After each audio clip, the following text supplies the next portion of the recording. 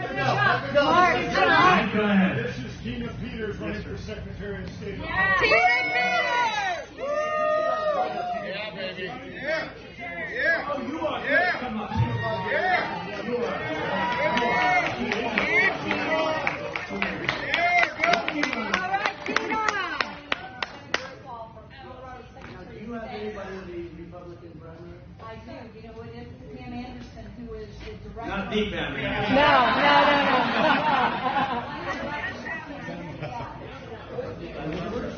I want to look at this tomorrow. Well, do you have a card or something? Just give him the information. This is a rock star. Right, she is. When I was here a few months ago, and I did the document, I'm the one that did the Yeah, initial. no, you did. And then they went after you. Yeah. See, then they go after you if you're investigating. Yes. I would've Right. thought- I've been but the people that investigating since committed day this one, have no President problem. Trump. Right. We're gonna look at that. That was former elections clerk Tina Peters. She was down at Mar-a-Lago getting praised as being a rock star for investigating Donald Trump's false, stolen election claims. On yesterday, Tina Peters was sentenced to 9 years in prison. Let's talk about it.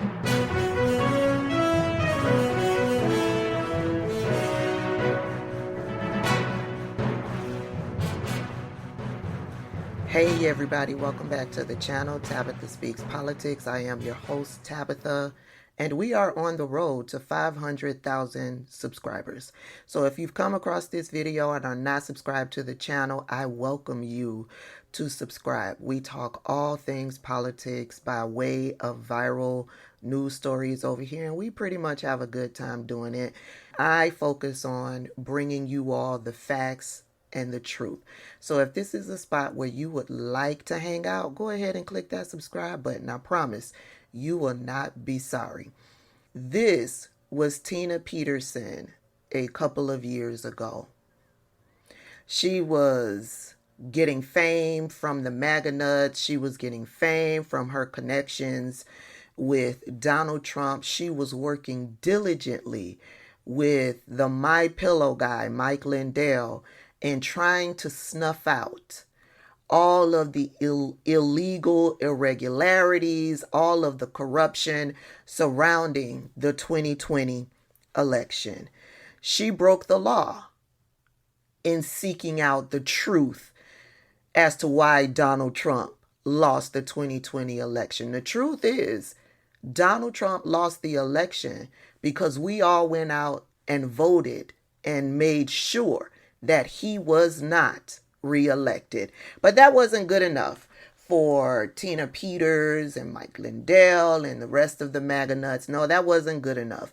They were going to dig and they were going to break the law in their digging to prove that there was corruption, there was lies, dead people voted.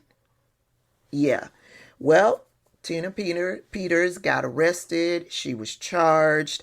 She was convicted on 3 counts of attempting to influence a public servant, 1 count of conspiracy to commit criminal impersonation, first-degree official misconduct, and violation of duty and failing to comply with the Secretary of State.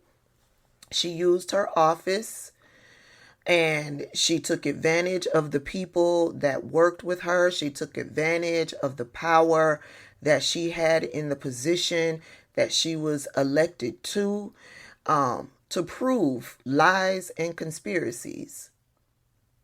And for that, on yesterday, she was sentenced. Here's her mugshot. This is the mugshot that she took when she was first arrested. All smiles. This was her mugshot on yesterday when she was sentenced to 9 years in prison. Tina Peters was not only sentenced to 9 years in prison, in addition to her incarceration, she imposed a $2,000 fine for counts 1, 2, 4, and 6, and she imposed a $1,000 fine for counts 9 and 10. Peters was immediately taken into custody and she was hauled off to prison. While she sat through that trial and while she sat there being sentenced, Donald Trump was nowhere around. All of the MAGA nuts who praised her for breaking the law, they were nowhere around. And you know what's going to happen? They won't be there to cheer her on while she serves her prison sentence.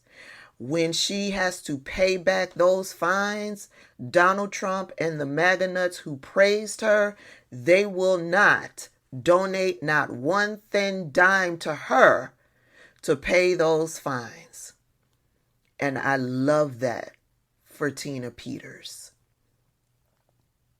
Yes, I want to leave you with about 15 minutes of what the judge had to say to Tina Peters as he sentenced her on yesterday. He was not kind. He did not stutter. He did not hold back in letting Tina Peters know exactly what he thought about her and her criminal acts, what he thought about her character. It was chef's kiss. And I guarantee you, his demeanor and how he handed down his sentence is why Donald Trump is so unnerved. His time is coming, and he knows it. This election isn't looking so good for Donald Trump, according to the polls. You guys know that I don't listen or pay attention to the polls.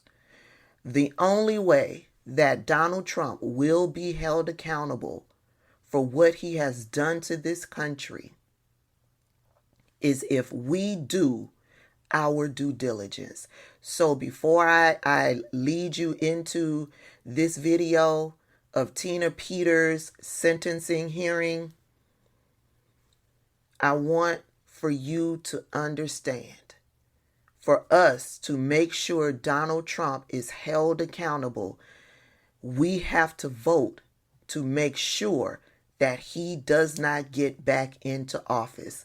We are not only voting to save democracy, we are also voting to make sure that Donald Trump and all of his sycophants in Congress and who are running around free, stirring up chaos by way of social media and news media, to make sure that they are all held accountable.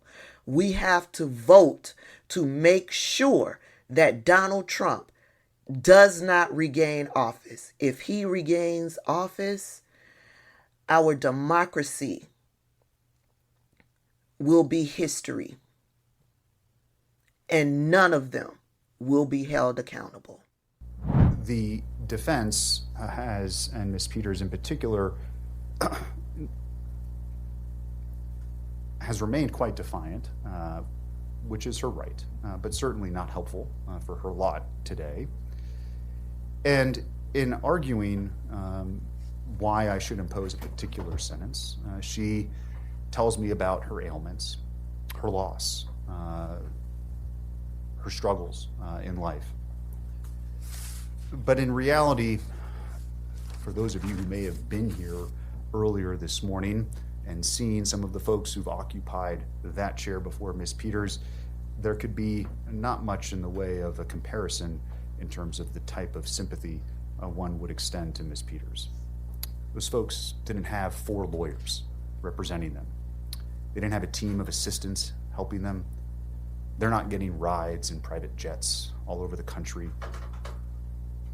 No, the people who sit in that chair suffer, generally speaking, immeasurable trauma in life, struggle mightily with alcohol abuse, substance abuse, mental health struggles, family loss. They come from broken homes. The cards they were dealt were never the cards that you were dealt, Miss Peters. So when I hear you discuss your husband, who sadly passed away recently, your family struggles, and your son, who served our country admirably and made the ultimate sacrifice, I consider it.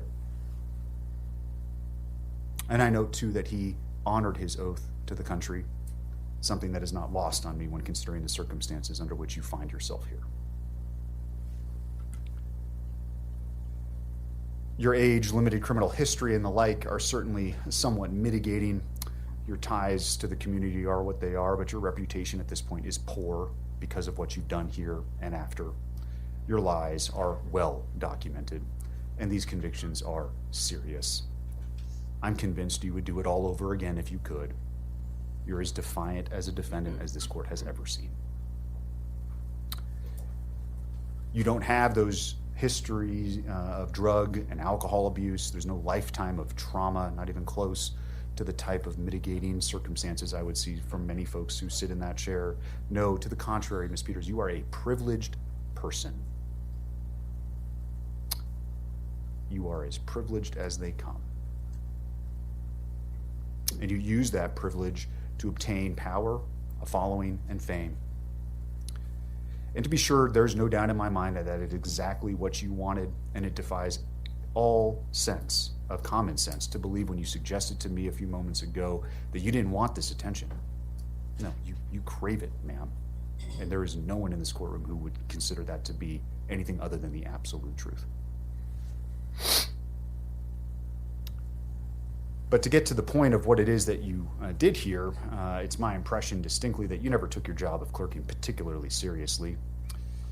You didn't complete the certification. One scandal after another followed you in your time as the clerk. And ultimately, it was a belief that the echo chamber in which you live couldn't be wrong, among other things, that led you to do what you did here. This thought process, unfortunately, seems to consume so many in our country, regardless of race, gender, political affiliation, or the like, that what it is we hear and think can't possibly be wrong.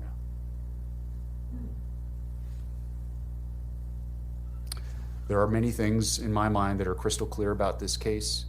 You are no hero, you abused your position, and you're a charlatan who used and is still using your prior position in office to peddle a snake oil that's been proven to be junk time and time again. In your world, it's all about you. But at bottom, this case was about your corrupt conduct and how no one is above the law. No one in this country has absolute power. Your position as a clerk and recorder, a constitutional position, does not provide you with a means by which to do your own investigation, to not listen to the judiciary, to not listen to the executives higher than you, to not listen to the legislature who sets the law as it may be. This is nonsense.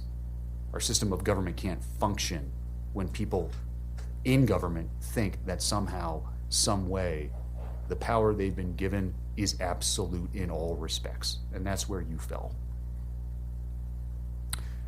You have no respect for the checks and balances of government. You have no respect for this court. You have no respect for law enforcement. And you do not have respect for your fellow colleagues when you were a clerk and recorder who weren't lockstep in your beliefs. Period. Indeed, just weeks before trial, you were apparently doing what I mentioned earlier, that is, over at the clerk and recorder's office where you're not supposed to be, violating the protection order by speaking to employees of that entity with your camera crew in tow.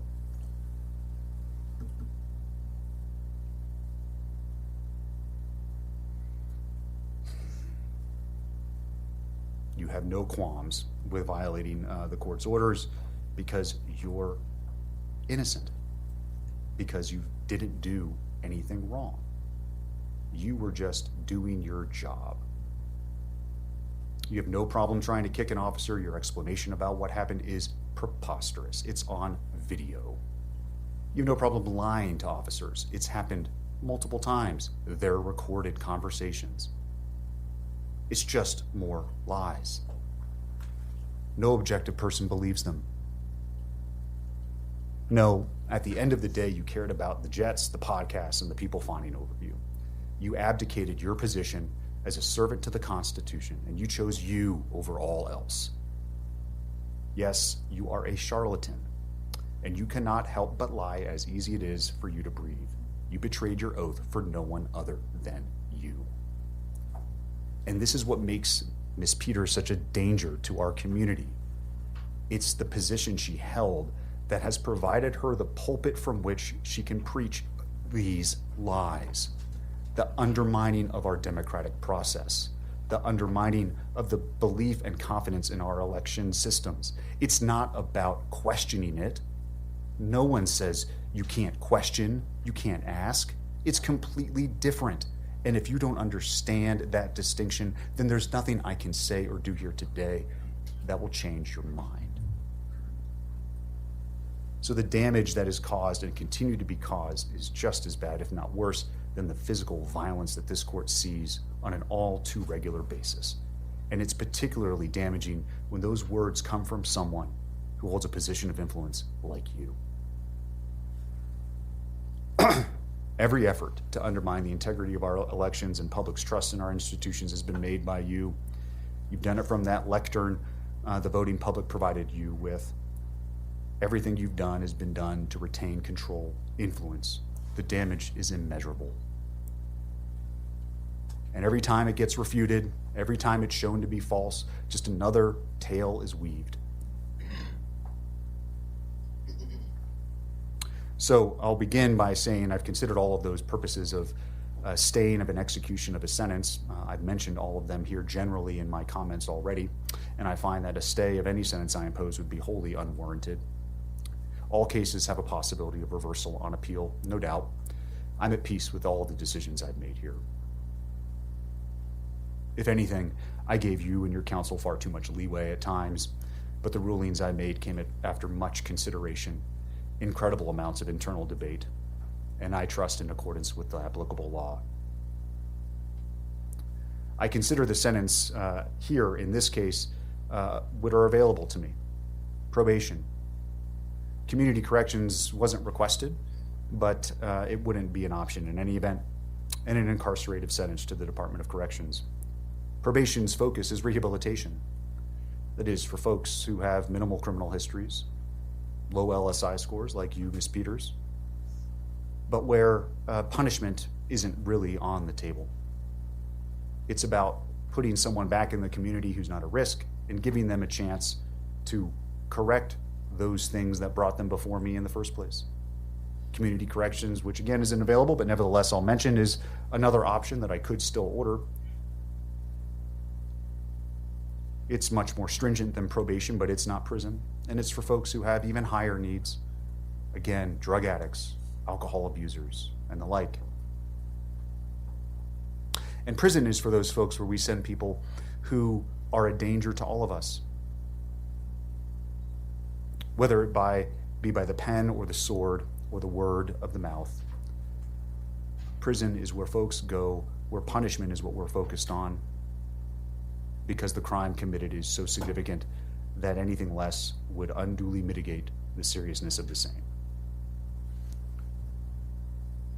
I mentioned before there are no mental health concerns. There's no good reason why you're here, Ms. Peters, other than these are all the active decisions that you made that cost our county significantly, but also more importantly, cost you greatly, Mr. Wood, all the members of the county who worked and trusted you when you asked them to do things that they did on your behalf. It's part of your lies. The expense, the toll is immeasurable. So putting you on probation when you have zero needs that would be met by probation is the very definition of unduly depreciating the significance of what it is that you've done here, the harm that you've caused our community and continue to cause. Community corrections is the same, so prison is the only place that duly meets the purposes of sentencing in this matter. And therefore the sentence and judgment of the court is as follows. As to counts 1 and 4, the judgment and sentence of the court is 3.5 years in the Department of Corrections. Those sentences will be concurrent to each other. As to count 2, The judgment and sentence of the court is 3.5 years consecutive to counts 1 and 4. As it relates to the misdemeanor charges, count 8 is 120 days in the Mesa County Detention Facility, concurrent to count 9 and 10, which will be 6 months in the Mesa County Detention Facility. Consecutive to the prison sentence. The reason those sentences are consecutive is because those sentences are, as the prosecution stated, directly related to what it is that you did here in our community, the damage you caused this community, the breach of your oath to the electorate in Mesa County. Your sentence will be followed by 3 years of parole. You have 2 days of pre-sentence confinement credit. Anything I missed? Anything else we need to address? Judge, I think you missed a sentencing on count 6. Oh, I'm sorry. Count 6 is criminal impersonation. That's also consecutive. That's 15 months to the Department of Corrections. And the cost So it's 8.5 years total, plus the 6 months for a total of 9 years of incarceration. And I think the only other thing is the cost of prosecution, Your Honor. Is there an objection to the cost of prosecution, Mr. Case? We can set it for hearing if you need to. Well, If you need to have time to respond to it, I can give you that as well. yeah, we do, because we don't understand how that was calculated. Very well. I'll give you 21 days to file an objection to the cost of prosecution. You can consult that with the prosecutor. If there's an objection, we'll set it for a hearing. Nothing else. Mr. Case, anything else? Yes, Your Honor, we have a motion previously filed for a stay, which I believe, I just denied that. well, it's pursuant to Rule 8.1. You want her to remain, I already told you in my written order what that pertains to. You want her to, she's going to remain in the MCDF for the next 6 months less good time and earned time already. Your motion, that rule you're citing to, isn't a stay of the sentence per se. It allows her to stay in the local jail for up to 60 days. And I'm happy to grant that, but she's already going to be doing it because they're going to take her, I think they're going to take her to, they're going to keep her here, and then they're going to take her to prison. Well, we filed our consent of surety to bond on appeal. Right. And we're asking simply that you allow her to remain under the conditions of that bond until we can get the Court of Appeals to rule on whether she should have bond during the appeal. No. Thank you, Your Honor. I have one other thing, and that is I need to file an exhibit that I did not previously provide because it's under seal from the DC court. It's an October 4th internal email from Dominion. It relates to Mr. Frontera. So I wanted to advise the court that I'll be filing that under seal to complete the record, Okay. and that it should be kept under seal. Thank you, Your Honor. All right. We're adjourned.